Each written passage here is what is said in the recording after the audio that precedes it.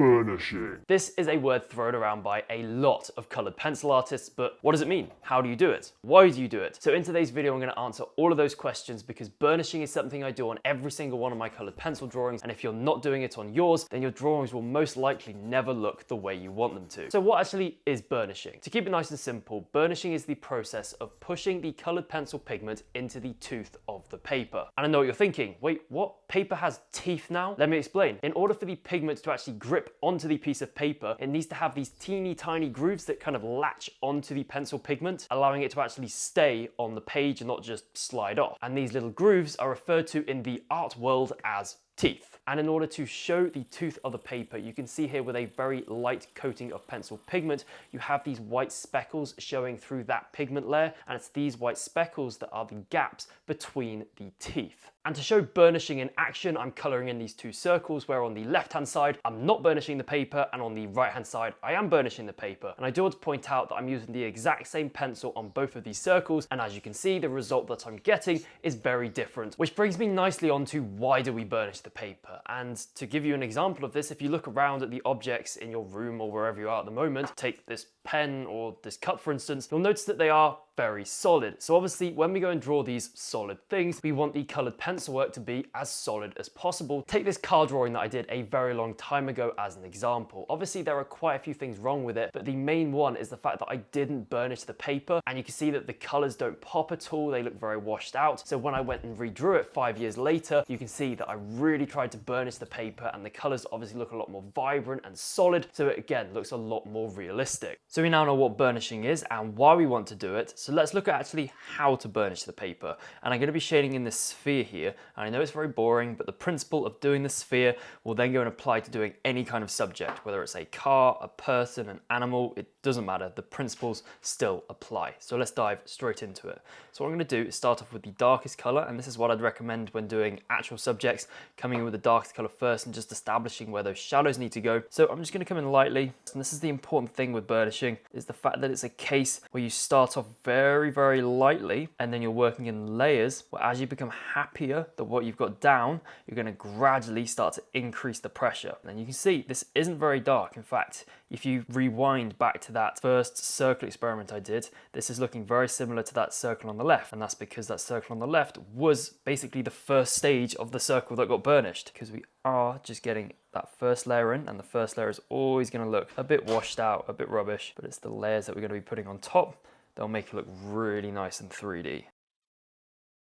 And then you can see as well that I'm starting to ease off the pressure so that I can get a variety of different, quote, tones from the pencil.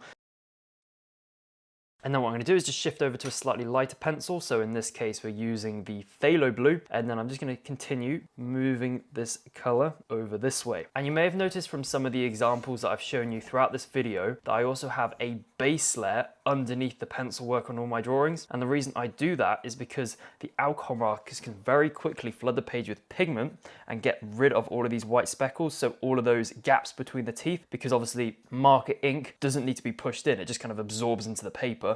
And then when you put the colored pencils on top of that marker base, they'll instantly look more vibrant because those white speckles just obviously don't exist anymore. So you just don't have them tinting that paper, which is great. It allows your drawings to look instantly more vibrant. And you'll also find that those drawings that you create will be a lot quicker to do because you don't need to spend so long layering. Because obviously here, because we're working directly onto a white surface, it is going to take a while in order to get rid of that white speckliness and also get that really nice solid color. So again, you can see I'm still coming into this darker area now and then pressing a little bit harder and then easing off the pressure as I'm coming up. So again, just as I mentioned with that Prussian blue, we're getting a variety of different, like not necessarily tones, but different like shades of the color with the same pencil. And this is another trick with colored pencils, especially if you've got like a limited palette, is that you can use a variety of different tones with one pencil and then use another pencil. So if I just finish this off here and I'll show you exactly what I mean, you can then mix the two pencils together and then they'll blend to create another color. And then you can kind of repeat this process with a varying amount of pressure. So with those two pencils, you can basically formulate almost like, I don't know, 10, 12 different colors based on different pressures. So again, it's a case of just easing off the pressure because we want to have the highlight in the middle here. So you can see I'm just very gently just easing off the pressure And again, this is looking very similar to that first circle, looking a bit washed out, but this is just the base layer for it. Hang on, I think I might just blunt this pencil down. It's a bit sharp. It's giving me too harsh of a line, so I'm just scribbling that on a separate piece of paper, just off camera, and then there you go. The shading there's a lot softer. It's awesome, so we can just bring this up now. And then this is coming around, and you can see I'm using a low pencil angle here, and this is kind of essential when doing shading, because if you use something that's really, really high up, then you do get those sharp lines, which obviously we don't want while shading, because you want it to be as soft as possible. So then shifting over to a slightly lighter pencil again, coming in, going over here. You can see I've adopted that overhand grip so I can get that really low angle. And then just coming around, easing off. So pressing harder in that color that we've already got down, and then easing off the pressure as I'm coming closer to that lighter bit. Again, get out of the way, pencils. And then coming over here, just gradually lightening it up as it's getting towards that really light bit. And then coming around. So we've basically used all the colors bar the light cobalt turquoise. So I'll just use this as well. So it's coming in and around. And as you can see there, we've got really nice gradient between that darker blue and the lighter blue, but obviously it is very washed out at the moment. So what we're going to do is now come in with the Prussian blue, and then we're going to start to press a little bit harder now that we're happy that we've got all the tones in the correct area. So you can see I'm just darkening up this side. So obviously this side is furthest away from the light source, so it's going to be the darkest side. So then this is coming round. And now what you'll notice is because we're putting pigment on top of pigment that's already down, it's starting to blend with that pigment. And also because we're pressing a little bit harder, we're starting to push that pigment a bit further into the tooth of the paper. So we are starting the process of blemishing here. Because this is a problem that lots of beginner artists face. They do this first layer, and then they're like, oh, I was just probably down to my pencils being, I don't know, too hard or something, that I can't get the really nice solid colors. But the thing is, it's not. It's just a case where you need to use lots of layers and gradually just increasing that pressure to get these really nice solid colors that you're going to be after, especially with realism, as I've already explained in this video, because things in real life, they are solid. They're not like wishy-washy and washed out. They are nice and solid.